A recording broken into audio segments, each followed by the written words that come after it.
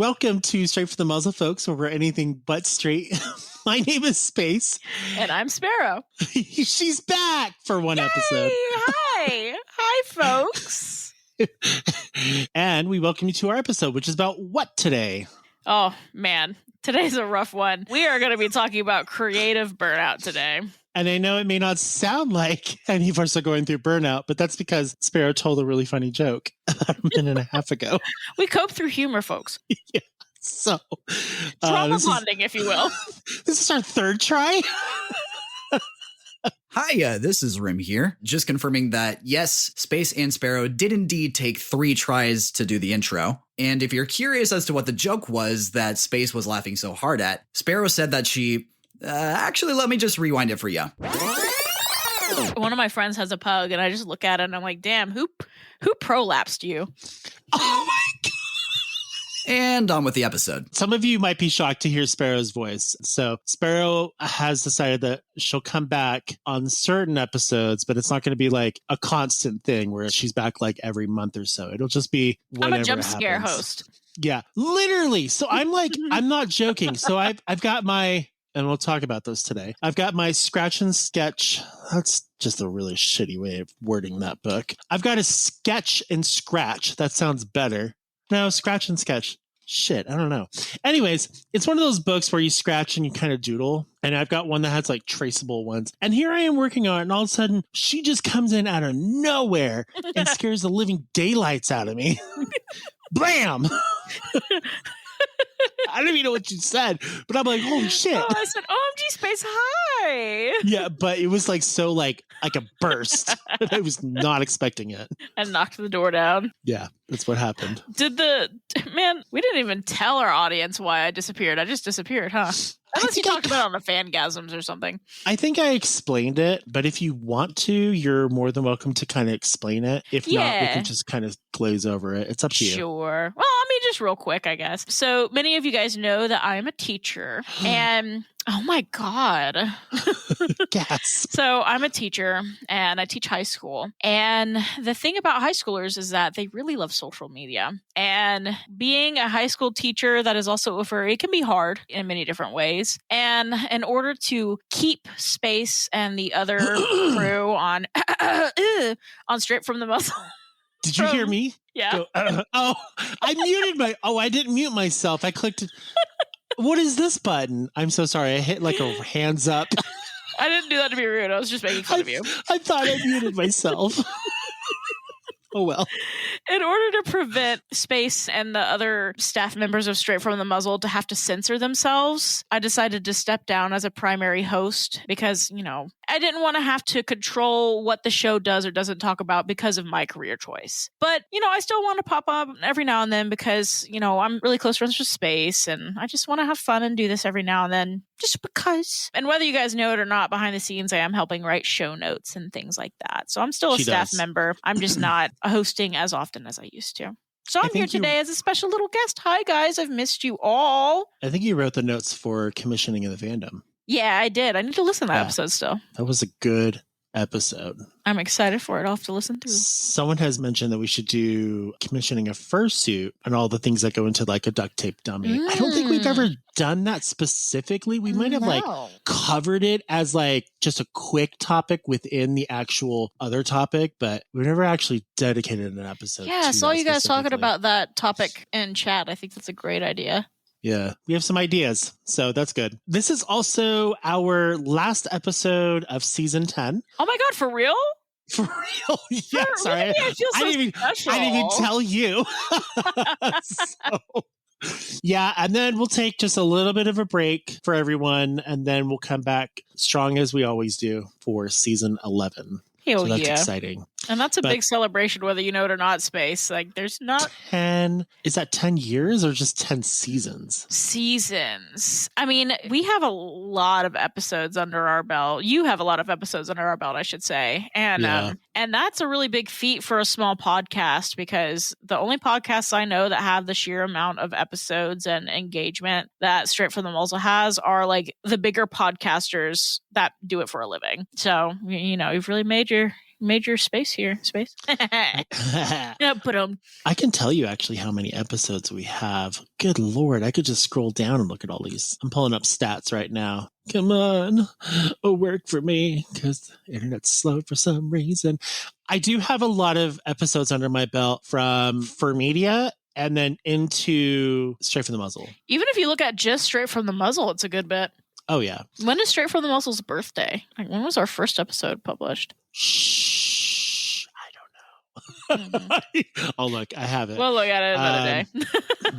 Let's see. It usually tells me how many episodes have you done. I don't know. Oh, you know what? I should look at my awards. It gives me achievements. It tells me like so far we've had 180,000 downloads. That's awesome. Oh, here we go. We have 126 published episodes. So that's 2018. Exciting. October 30th, 2018 is when our first episode ever was published. 18, 19, 20, 21, 22, 23, 24, 25, 26, 8 years. Damn. Nice. That's not bad. Well, our first seasons too, they were kind of split. So it was like part of the year was season 1. The other part of the year was season 2. Only just recently have we gone from that to each year is a season. So it goes all year round. And then we take a break and we start the new season. True. So we immediately started with a tangent. I feel like a lot of our episodes start with tangents. Rip. It happens. So what are we talking about today, Space? So, wow, we're 6 years old, not 8. I'm so stupid. It says it I'm right literally there. 6 years old. So today's topic, we're talking about burnout, more specifically creative burnout. Which is a pretty big deal. I mean, especially in the spaces that we're in. Like, I feel like when I talk to normal people, creative burnout isn't a thing. It's usually like career-based burnout, but I feel like creative burnout is so much worse. And it's possible that people don't know they're going through burnout. You don't have to be an artist to have burnout. You can just have fandom burnout. It's really easy. We'll explain why in a minute. It's interesting that we're doing this episode because you yourself, Sparrow, are not going through burnout, but you have gone through it recently, correct? Yes. Yeah. I've only the past year I've been able to crawl out of it, but I was going through it for a good year and a half. Like, it was a real rough patch, but I crawled my way out of it. And ironically, I am going through burnout right now. So this is a really ironic episode. But as you had stated before the recording and stuff, that this actually might help talking it out and stuff. Yeah, because I remember you were talking to me. It was like, man, I'm feeling really burnt out. I don't know what to do. And I was like, hey, this would make a good episode.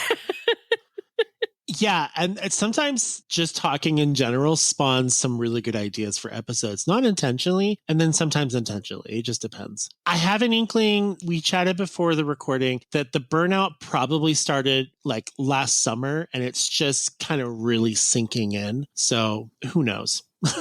Well, and you might be in the thick of it because burnout can start slow. And then once you're in the pit, it's really difficult. Especially now, the other thing too is it's one thing to have burnout, but it's another thing to have burnout. And then on top of that, depression, which the two do not mix well. No. It's awful. So, it's really hard to determine, like, is this depression or is this burnout or is it both? It's like trying to crawl out of a pit that you can't crawl out of and you're just kind of stuck in it. Just doing your best. Just doing your best.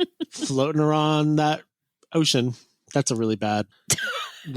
It's okay, you tried. Metaphor. I tried a metaphor and it didn't work. So let's get started with our first section of burnout, which I think you were going over. So before we jump into any advice that we could give, we have to define what creative burnout is, right? So that's when your brain is in this state of physical exhaustion. And with creative burnout, it's centered around creativity. It could cause feelings like anxiety. Your thoughts could become overwhelming. You could feel physically fatigued. And it makes stuff that you usually find fun or enjoyable start to feel like a task or like it's not fun anymore. Yeah. And the first signs that you usually get when you're feeling burned out is starting with feeling overwhelmed. Like you just have too much stuff to do. And then once you are overwhelmed, then you start to feel blocked. Like there's just too much. I can't even start. And then even if you try to start, you're uninspired. Like, well, I'm sitting here, I'm trying to do this thing, but nothing is inspiring me to do it well or to do it in a way that's fun. And that's where the fandom really starts to worm itself in, because when you take something like Creative Burnout and you put it within the context of a fandom, it starts to impact you not only as an artist and as a person, but as a person inside of this community that expects creativity and expects character creation and storytelling and all that stuff. So it just starts to make this rat king of effect of burnout. You get all tied up together and it's just rough. And sometimes you just kind of have to, like, unfortunately rough it out until it gets better. And there's really no way to know how long burnout's going to take. It's individualized. Yeah, it really just depends on the person. situation. Yeah. Because if you're, and like you said, Space, like if you're experiencing depression and burnout, it might take you longer to crawl out of it. Or if you're going through grief and burnout, it could take you longer to get out of it. Like it truly does depend. My medication therapist upped my bupropion from 150 to 300 because I just needed an extra boost throughout the day because I just felt so sluggish at work and just not like, I normally don't mind being at work. I actually do enjoy it, but I don't know. I just felt like I didn't want to be there. And I felt really uninspired too, just in general. So I told him about this and I told him about my feelings. He's like, yeah, we can do that. We can go up, but it's not permanent. We're only doing it for like a couple of months and then I'll go back down from it just to kind of get me through the season. Because winter is really difficult. I think, like you said, winter, December and January, that's pretty difficult. This is the time of year, they call it SAD, which is seasonal affectiveness. It's either depression or disorder, where people aren't getting out very much. So it just kind of happens and kind of have to just, I guess, tough it out or rough it out. It sucks. Yeah, that's hard. Seasonal depression, the careers that you have, like it can all affect things. Like I know with teaching, you have to put on this face every day. You can't show up to work and super depressed every day. You got to be there for those kids, and for your job, you have to be there for those patients. And, you know, when you can't express your feelings throughout the day, like during your career, you get home, it can make the burnout harder too. Yeah. So let's discuss why burnout is more common in the furry fandom than really any other fandoms out there. And that's because the fandom in general is purely a creative space. That's what it is. It's all creativity. Unlike anime and video game fandoms, which can often be more about consumption, the furry community thrives on creating, sharing, engaging with artwork, stories, and characters. So it's kind of like when you first join the fandom, you have this idea of what is my persona going to look like? And then you create that, and then you move that on to the next thing. And then it starts to kind of get the ball rolling, and you kind of just continuously go and create. And for some people, they can actually just do that just fine. And then there are others like us where we want to give back and we create a podcast, and there's a lot that goes into it. a lot of creating, a lot of sharing, a lot of engaging, a lot of stories to be told, a lot of things. And so it takes up a lot of creative thinking. I was trying to think, there was a phrase that I was calling this.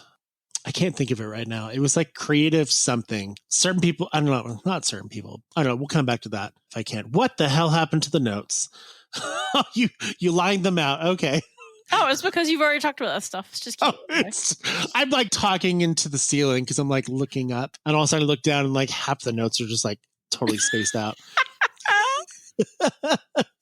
Even those who don't consider themselves as artists participate in a creative process of like brainstorming characters, personas, role playing, engaging with other artists' work. So there's a lot that goes into it.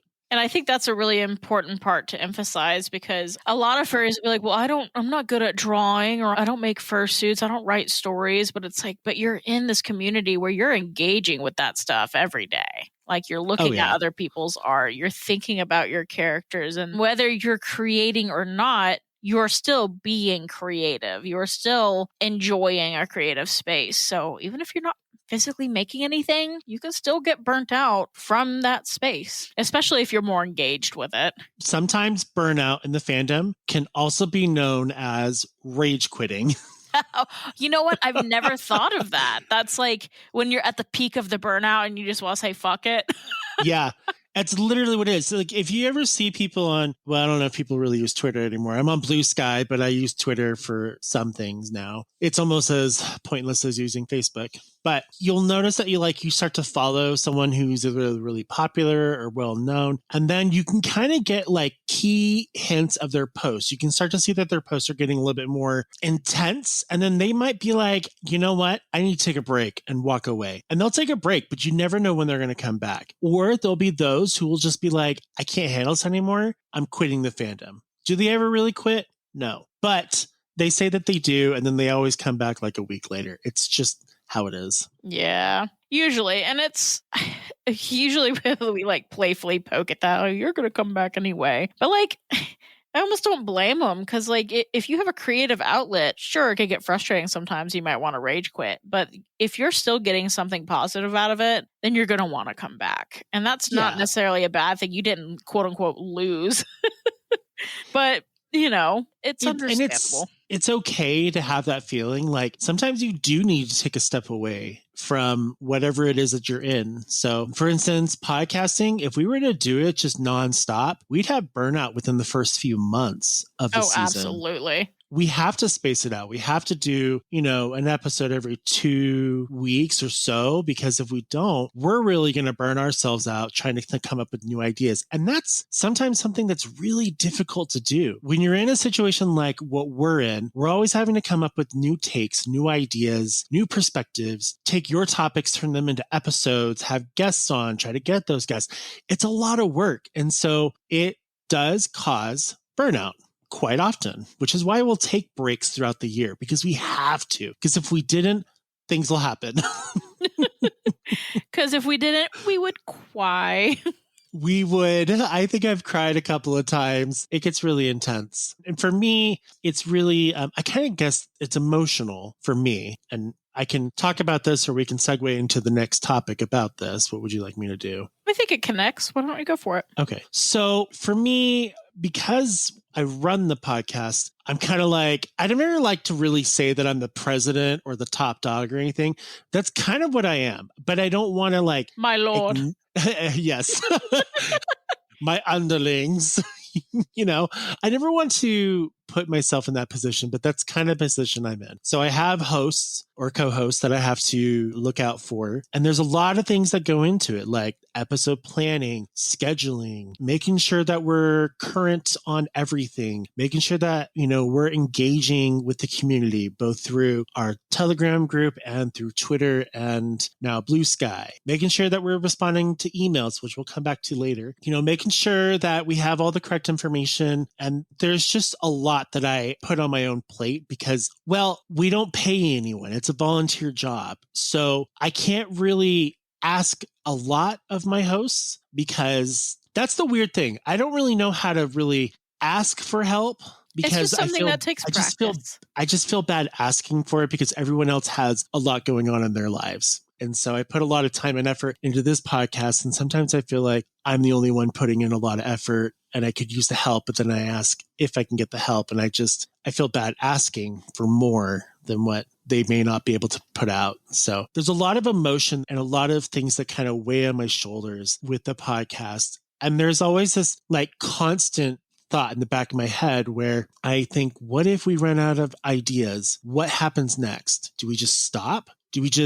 Is that the end of the podcast? And I worry so much that we're going to run out, and we might post something like, if you have ideas for episodes, it's generally because I'm kind of running into a brick wall and I can't break through it and I can't really think of ideas. And so I'm fielding ideas from our listeners because generally you guys have really good ideas. But for me, it gets difficult. Sometimes it's just so emotionally frustrating.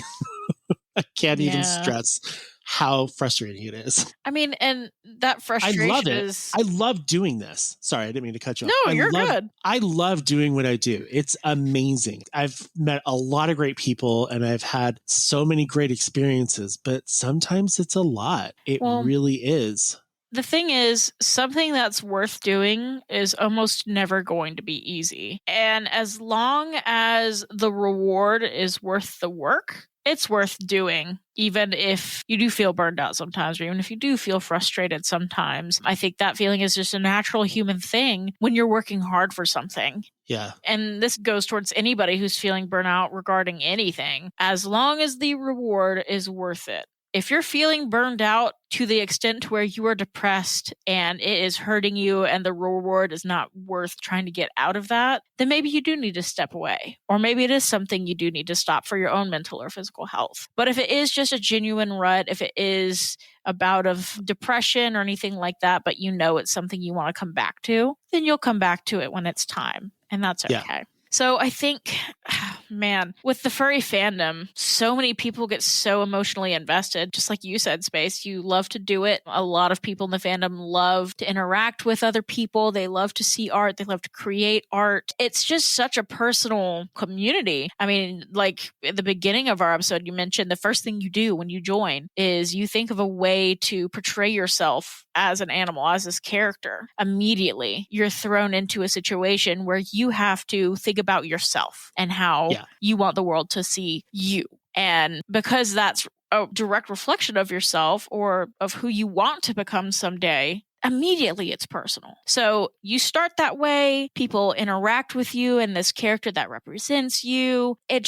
It grabs you differently than something like cosplaying a character that a company made, or, playing video games that a video game company made. Like, you made this thing. It's yours. It's personal. It's personal. And even if it's not a character, if it's a podcast, you made this podcast, it's personal. Or if you made a fursuit, even if it's not your own, it's a commission, you made that with your own two hands. It's personal. When you have that strong emotional investment, that burnout is going to be a lot more challenging to cope with, because it's not just burnt out from work. Like, yeah, you can love your job even, but feeling burnt out from work is a lot different than feeling burnt out from something that you have physically pulled from your own humanity and you put it out into the world. If it's connected to something that's super important to you, it can start making creative processes feel more like obligations than something that's supposed to be a passion, something that you're supposed to love. I'm sure you felt that before, Space, with the podcast. Have you ever felt like, I have to do this because I have to? Yeah. So I'll bring up the emails, for example. This is actually a good example. Yeah. So we always say, email us, tell us about you. If you have questions, tell us about your stories and all that stuff. And then the emails do come in and I feel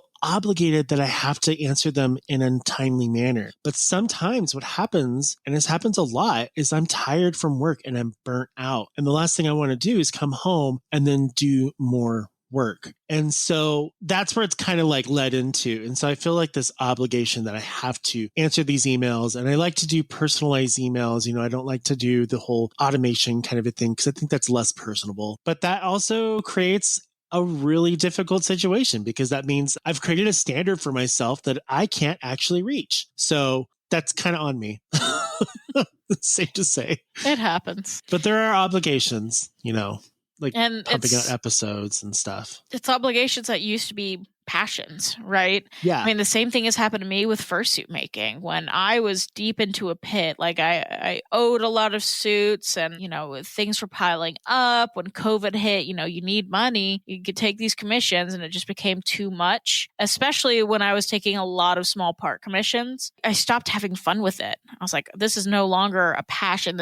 No longer feels like art to me. And that's the craziest part with it not feeling like art. It's like, I feel like I'm just a factory making the same thing over and over again, which was sock paws and hand paws. So something that is very artistic, I didn't feel like I was making art at all. And it started to feel like those obligations. And it's a bit different when you're making money because Straight from the Muzzle it's totally free, right? We don't make money on anything. Nope. Everybody volunteers their time. But when you're taking commissions for art or for fursuits, there's another pressure that comes with that burnout. You have social pressure because if you're an artist, you need to keep your art visible to continue gaining a following if you're trying to make a career out of it. But then there's monetary pressures. If you have commissions that you owe, it doesn't matter how you're feeling. It doesn't matter how depressed you get. You owe people something and they deserve the something that they paid for. So you could feel guilt. You could feel that pressure. I need to create this thing. I owe this person this thing. They deserve the thing that they paid for. They've been waiting for. And you get that heavy feeling of guilt, which will just further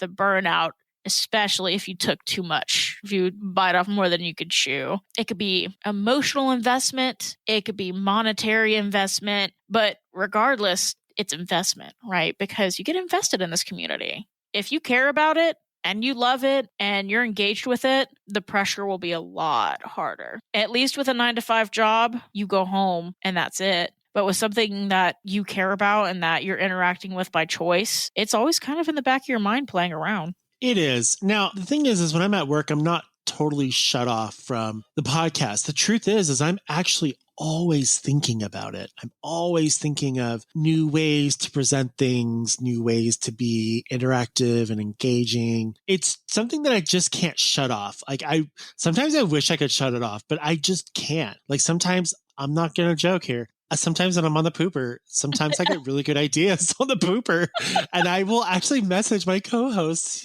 like voice message. And I'm like, sorry, I'm on the pooper. I have this great idea and I need to get it out. It's almost as if like toxins leaving your body, ideas coming in. Yeah. But it's not like that I'm running out of fuel or anything. It's just I'm always thinking and I never really have a moment to really shut it off. But I'm afraid that if I shut it off, then I'll lose that momentum. And that momentum is really hard to build up. So yeah. It's a lot. Your little secret. Yeah.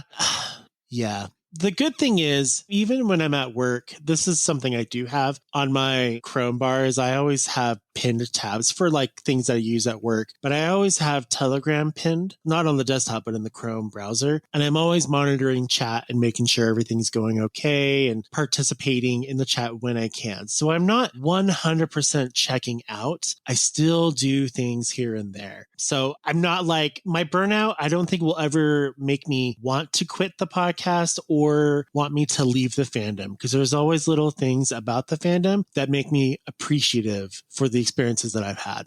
Oh, absolutely. So. And I think that's the key, right? Like I said earlier, if there's some joy there still, then it could be worth keeping around. Yeah, it can be. You don't want to let the burnout get to you to a point where it makes you totally abandon something that brings you joy and that brings you comfort. It may be a struggle right now, but if it starts to get better, then like, okay, this is just something I'm working through. And there's a lot of ways you can try to get through it faster. Certainly, it's not foolproof, and everybody and every human and every brain is so different. But there are some tips that you can use to overcome burnout. I think one that worked really well for me, and it sounds so stereotypical because I feel like so many people in work meetings hear this from like bosses, but prioritize self-care. I hear this a lot as a teacher, like, remember teachers, enjoy your break. I don't want to hear anybody working over break.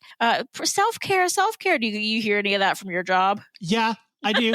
we get emails, like of awareness, like we're allowed to take like 2 15-minute breaks plus our 30-minute break. I don't think anyone actually takes the 2 15s because we're just so like get in, heads down, let's work kind of a thing. But sometimes like today, like again, the bathroom. I went in, dropped the kids off of the pool, and then I left the bathroom and I'm like, I don't really want to go back into work quite yet. So I just walked around the hospital I just did. I just walked around and then I'm like, all right, I think I'm good to go. And then I went back in. It's too cold right now to go outside. Like I'm not going to say it's freezing, but like, I think it was like 20 something today, but the wind chill was pretty bad. So I don't want to go outside. I can't really enjoy myself outside if I'm freezing my balls off, which we won't go into that detail. Oh, God. But yeah, I mean, well, self-care is huge. It is. And, it might be easy to roll your eyes when people are telling you, make sure you take care of yourself. But when it comes to creativity, I feel like it's a little different. Like if you're feeling creatively burnt out, taking regular breaks to recharge can help a lot. Whether it's sleep, whether it's just brain rot. Like sometimes you're too busy thinking about what you're going to be doing, making whatever. You just need to think about nothing for a bit. Or another way to take breaks, if you can't physically not do things, I know I struggle with that as somebody who has ADHD. A way to quote unquote take a break is to do something else that's unrelated to your creative work. Finding some kind of alternate hobby. Like for me, I really like going on walks. Like I might go on a nature trail or taking care of my reptiles. I like to redecorate their tanks or doing a different type of art. If I'm really burnt out on fursuit making, okay, I'm going to pick up my wood burner and I'm going to do that instead. It's still stuff to do if you feel like you have a hard time just sitting there and resting and watching TV, but it's not the one creative thing that you're burnt out on. Yeah. I have a variety of things that I do. One of the more common things that I'll do is my hair. So I feel like when I recolor my hair, it's like renewing myself. When the color starts to fade out, I start to also feel like I'm fading out. So right now I've got kind of blue in my hair. My natural color is going back in. I don't really like it though. So I think I might actually re-bleach it, which I know how to do because I color all the time. But I was trying to like grow my hair out so I could have some healthy hair to work with. But I'm just trying to figure out what colors I want to do. So that's one thing I do. And I have a lot of passion in that. I feel the same with buzzing my head. I keep my head buzzed, and when it starts to get too shaggy, oh my God, I get so depressed and overwhelmed. I just reshave it and I feel totally new. And I don't like long hair. I don't. So like we do like a 1 and a 2 on the side. So it's pretty faded and shaved down. And then we keep the top at maybe like 1.5 or so. I actually do. It might be crazy for some people to think this, but I actually do go and get my hair cut like every 3 weeks. Because it grows. Plus, you're on testosterone. It makes the hair grow faster and thicker. And I just want to get rid of it. I don't want, like, nothing feels better than getting your hair cut and then washed. And then, crazily enough, walking out into the cold air because the cold air just kind of like flows through your hair. And it's like all these little tingling sensations. It feels so good. Other things I like to do, I like to take care of my face, mostly. It's odd I don't really take care of the other parts of my body, but I have like face washes. I like to use a company called Bliss on Amazon. It's lower cost, but they do have like great product, you know, so I'll do like a serum. I'll do a face scrub, an exfoliant. I have clay masks. I have a power mask to kind of help bring back vitality. I have all these things that I like to do, and I do them in different orders, but for the most part, if I'm really feeling like really crappy or shitty, I'll usually do my face. I've never heard of a power mask, so I just think of like a mud mask that is like a steroid. So you put it on your face and your face just turns into big muscle. One big, like your cheeks are just muscular. You've been mewing for days.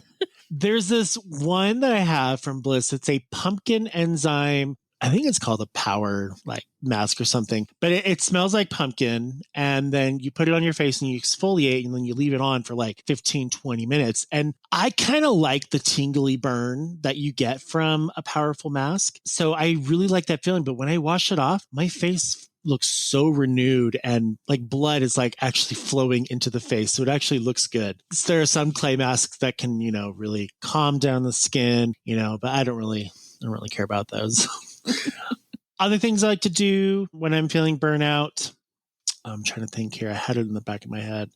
Sometimes I'll clean my room. I know it sounds weird, but trust me, cleaning actually is a really good way to compartmentalize. Yeah. Compartmentalize. You got Did I it. say that right? Yeah. To kind of just box away your thoughts. So some people are like, I hate cleaning, but you know what? It feels so good after it. So sometimes when I'm coming home and I'm feeling really just like tired or whatever, and I just can't really think and get out of my head. And then I walk into my computer room, which is also my workspace at home, and it's all cluster fucked and all that jazz. I don't feel great. So I have to clean it up to make it more organized. And once that's done, I feel clear and I can think. So that can work for some people too. That works for me too. Like the first day of winter break, like literally the day after school has ended, I was really sick. And then the next day I was feeling so much better. So I like bounced out of bed and I deep cleaned the entire apartment. I'm telling you, like scrubbing baseboards, reorganizing, donating some stuff to Goodwill. And my partner was just like, you were just sick. Why don't you just lay down and rest today? And I'm like, I literally need to do this. If I don't do this, I'm going to be depressed. Even though I'm still kind of sick, I need to get up and I need to refresh and reset the space. And it helps. It can help. Did you just stop talking?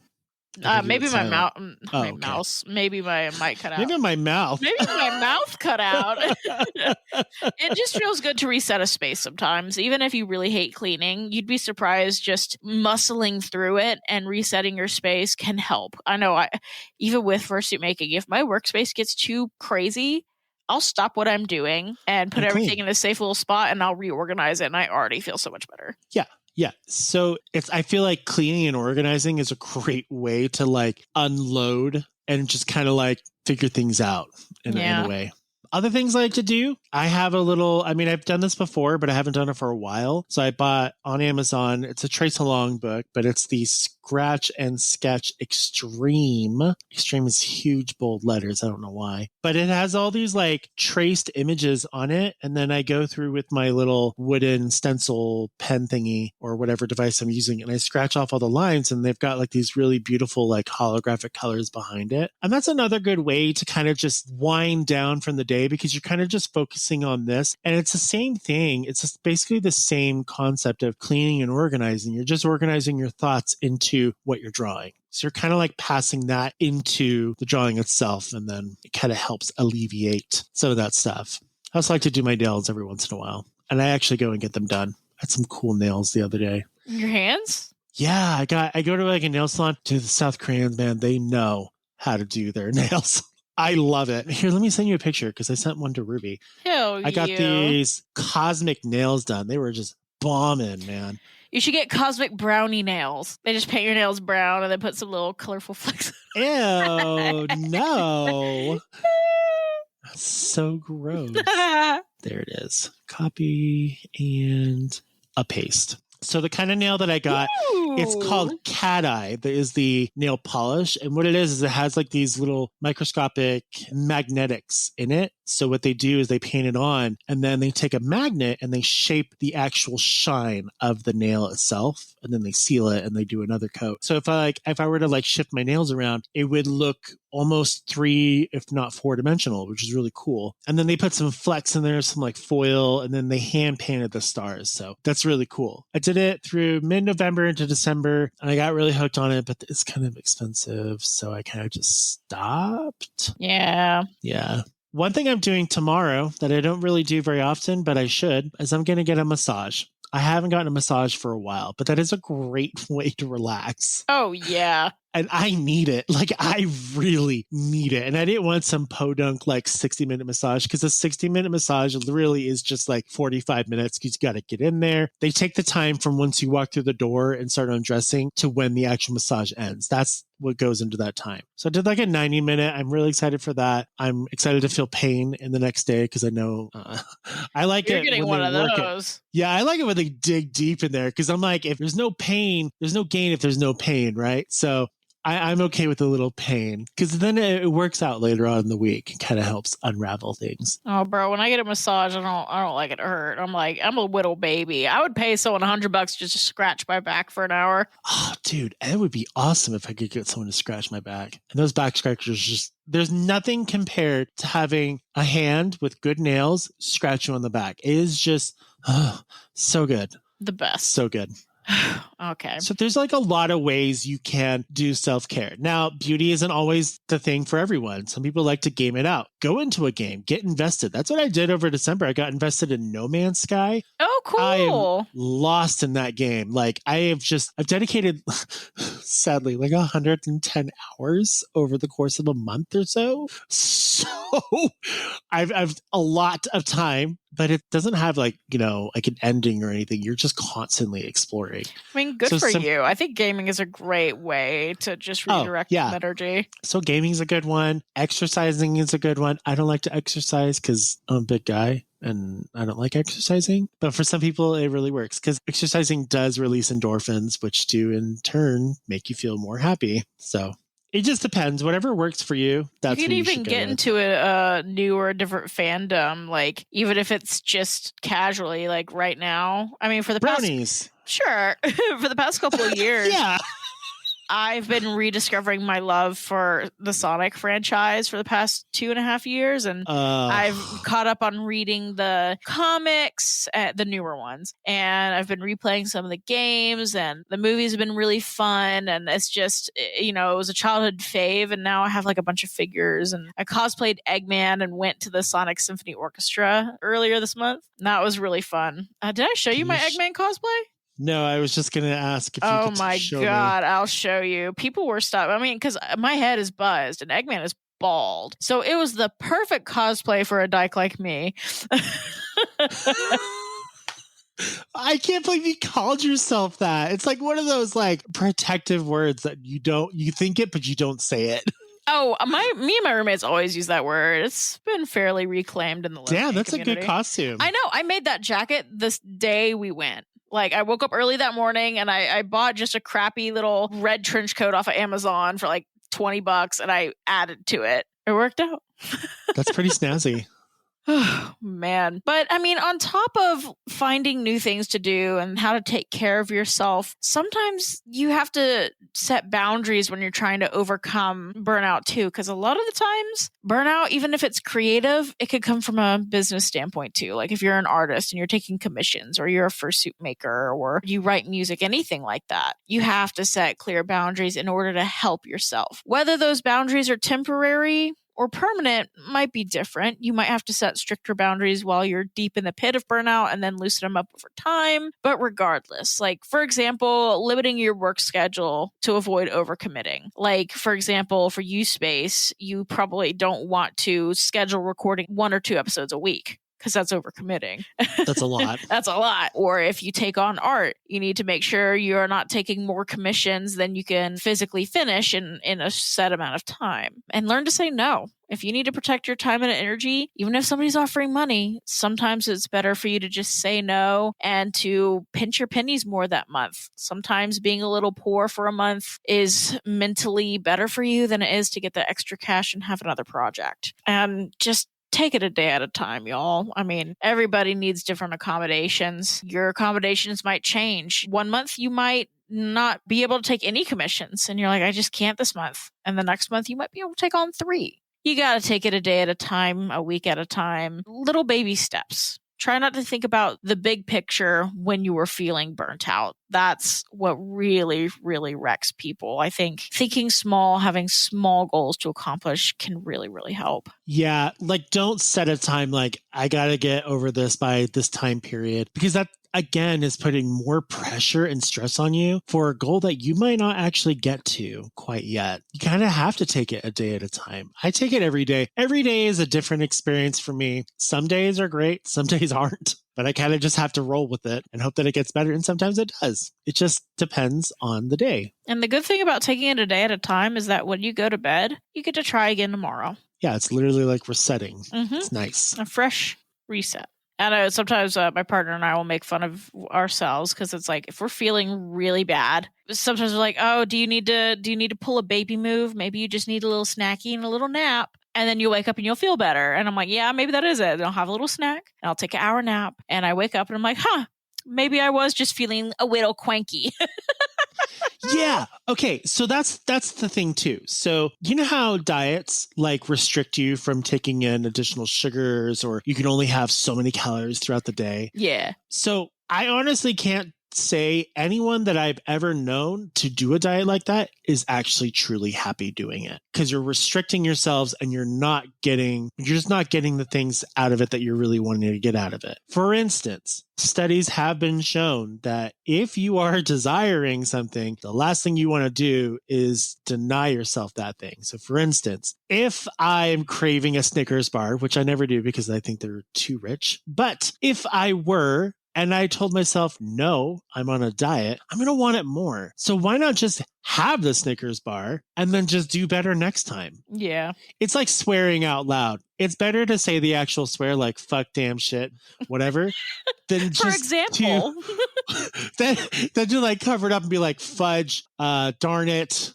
shiz. You know, there's no there's no satisfaction in that. In fact, my boss, so our manager, she's very, religious, but she walked by and she's like, today's just a crap day. And I'm like, come on, Jane, Tell us how you really feel. No one's going to judge. She's like, it's a shit day. And I'm like, there you go. And I just like clapping as she went into her office. So, Oh my God. Yeah. So sometimes you just have to say it and let it out. Yeah. Oh my God. Yeah. I mean, it's true. Don't ignore your feelings. You have to feel those feelings. I mean, there's been multiple instances. I hate that I connect my job to so many things, but when you work with people, it happens. I'll have a student that is starting to feel angry, and you could tell them, like, calm down, don't yell, don't cuss. But I have found a lot more success telling them, hey, you're feeling upset. You could go outside and feel that way. That's okay. Like, I'll write you a 10-minute pass to just sit in the hall or take a lap and let you feel angry. And most of the time they take it and they come back and they are fine.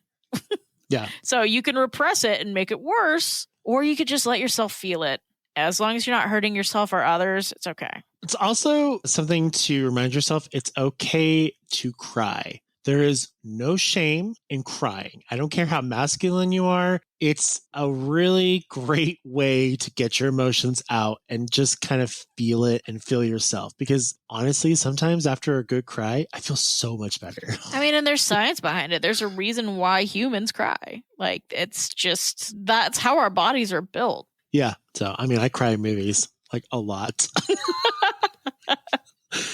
Like, it was that robot movie that came out. A Wild Robot? Yeah. I haven't seen it yet. I really want to. It's got such a great storyline about motherhood. And I just wept. Aww. And just wailed in that whole movie because it was so, like, I felt connections to that I normally don't feel like in regular movies. And it just made me cry, but in such a good way. It's a really good movie. Man, I really got to watch that one. I think hang on, I'm having like a stroke in my brain. It's okay.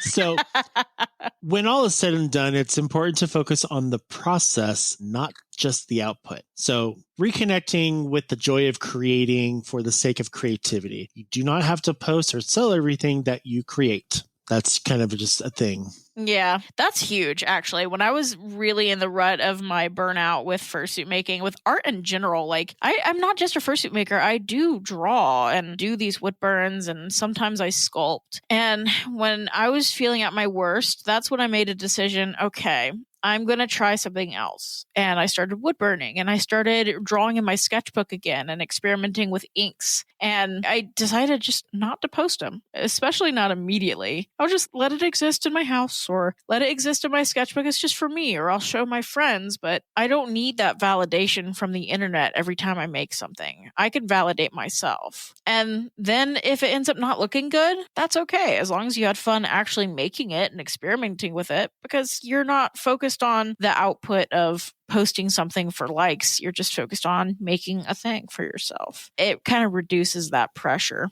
And that's kind of the attitude I have when recording. We don't script things for a reason. I like for our host to be 100% genuine. Feel it. If you want to be angry, be angry. If you want to cry, cry. We don't sugarcoat things. And while we do create the content for the listeners, it's almost therapeutic just for ourselves. Absolutely. God, do you remember the first episode we tried to record for Straight with a Muzzle with me, you, and Punya, where we attempted a script and it was so shit garbage, and we immediately, like, I think 10 minutes into trying, we stopped and we're like, this is bad. We need to try something else. It's the it's the whole thing of, like, when you script something, I feel like you're not putting all of your oomph into it. Yeah. When you don't script something, when you have notes, like what we do is we create notes and we go off of those notes, but they're not necessarily always word for word. Sometimes it's kind of just coming up with inspirational things to talk about, or winging it is kind of like our motto for the most of the time. I've never liked scripted content. I don't like listening to podcasts. I can tell when something is scripted and it doesn't feel genuine, and I like things to be genuine. So I think it's important for things that you make, or, I mean, it doesn't even have to be making, because like we said earlier in podcasts, like when you're in the fandom, you don't have to be a creator. You're just a creative person. But to truly be creative, you have to be genuine. So just be yourself. That sounds so cheesy, but be yourself. It really is. I mean, it is the cheesiest thing to say. It's really corny, but it is true. I feel like so many people put on this mask or this facade, this act throughout their day to act like they're okay or to act like they're this or they're that. And it's just, it makes it harder to pull yourself out of that. You have to be as genuinely you as you can. And the last thing is all of this accumulates into guilt, right? Well, it's like, oh, well, if I'm supposed to be making art but not posting it, don't people expect to see me posting? Or if I have commissions, don't people expect me to update them? Or, you know, if I have fans, like if you're a podcaster or if you're a YouTuber and I don't respond to their comments or post every week, it builds up as that feeling of guilt. Yeah. And you deserve to rest.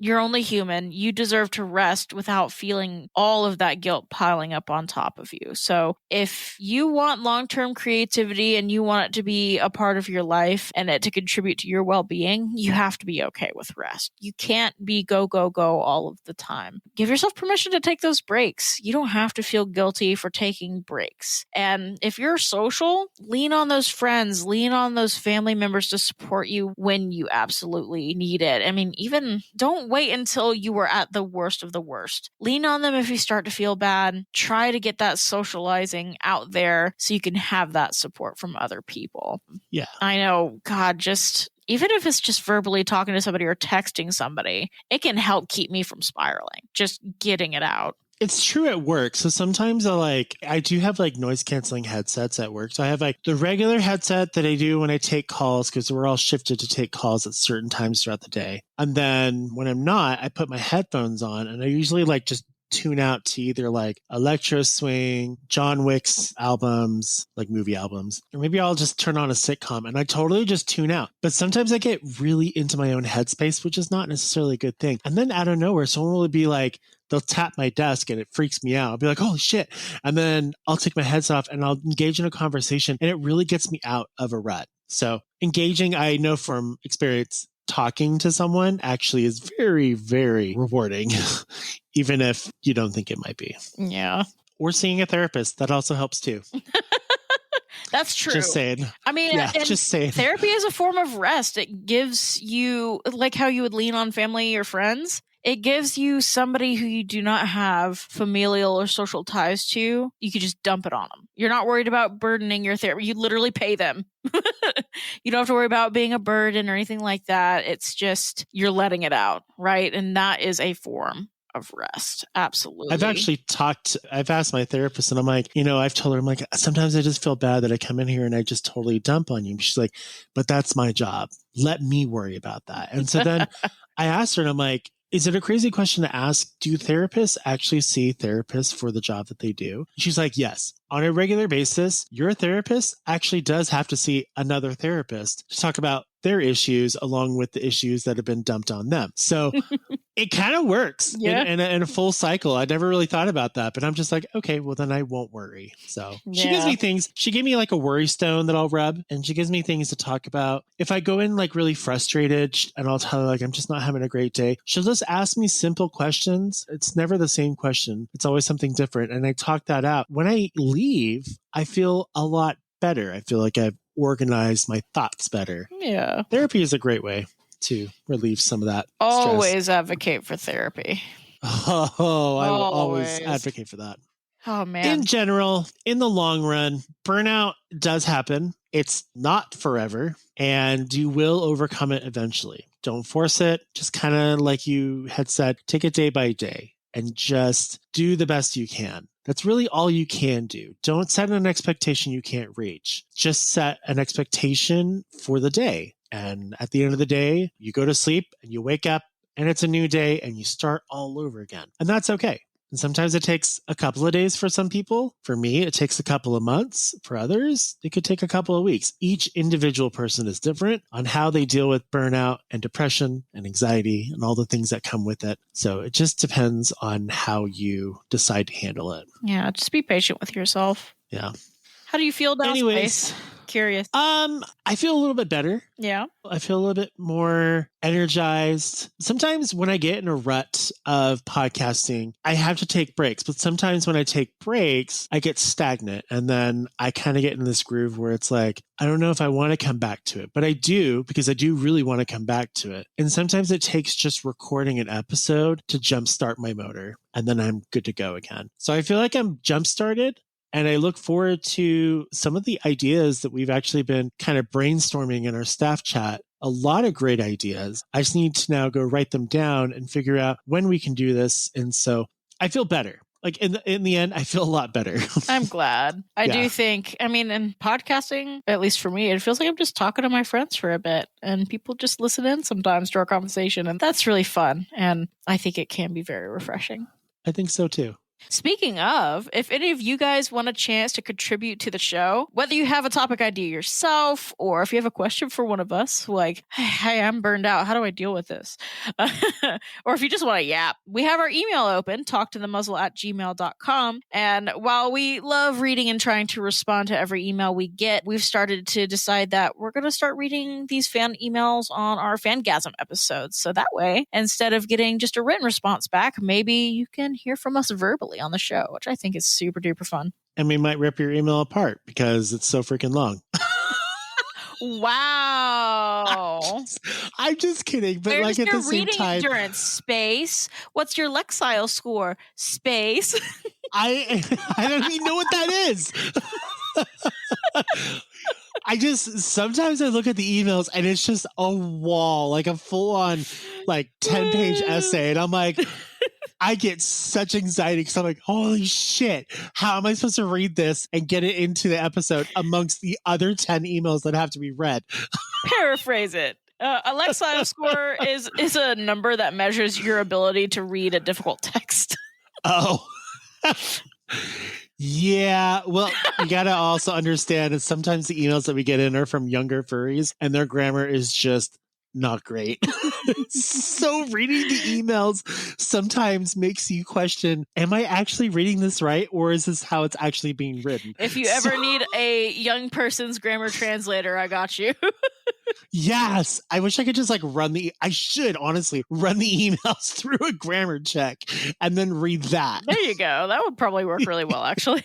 Yeah. We also have our Telegram group you guys can join. We've set a new rule in Telegram, which is really nice. We were dealing with a lot of spam accounts coming in, but now when you join, you have to actually get through a CAPTCHA and then it'll send a request where either Dear Dog or myself will review. Now, one thing to keep in mind is if you want to join the group, it's good to have a profile picture on your actual Telegram profile, along with a little introduction about yourself or something. If you join and it's just the letters of your name, like JC, and there's nothing there, chances are we're probably not going to let you in because it seems like a spam account to us. Something against you. We have to be careful on who we let in so the rest of our group can enjoy it. Yeah. We're also on Blue Sky. They haven't really posted much on there, but we're there. So if you want to follow us there, go for it. And no one cares about Twitter anymore. So screw that. We're still on Twitter. We're still posting on there. I'm not subscribing to it. I'm not going to put any money towards that account, but we're there for the time being. So there you go. Thanks for listening into our episode. Thank you, Sparrow, for coming back. It's always a pleasure to have you on. And it was just really nice to chat with you. It was a good time. I'm really glad I came on. I think that's it, unless there's anything else. I can't think of anything. Thanks for having me. I enjoyed yapping at you guys again. And you guys all have a wonderful day, and we'll see you in the new season. I was going to say the new year, but that's already happened. So the new season. Yippee! Yay! Have a good night, everyone. Bye. Bye.